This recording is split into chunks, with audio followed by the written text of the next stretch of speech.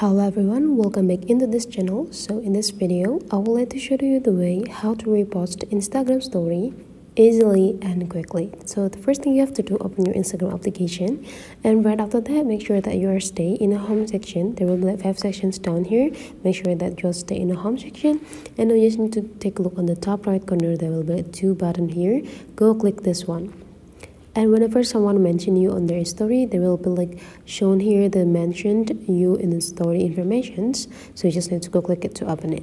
You can directly go click this add to your story, or you can also open the story first to take a look the story is, and go click add to your story. Now you can also change the size by go click it to make it full, click it again to make it like there is the account that take you on their story informations here.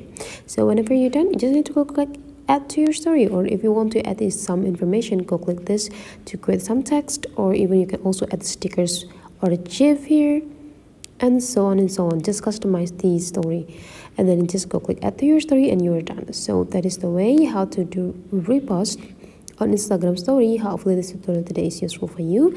Thank you for watching, and I would like to see you for the next tutorial.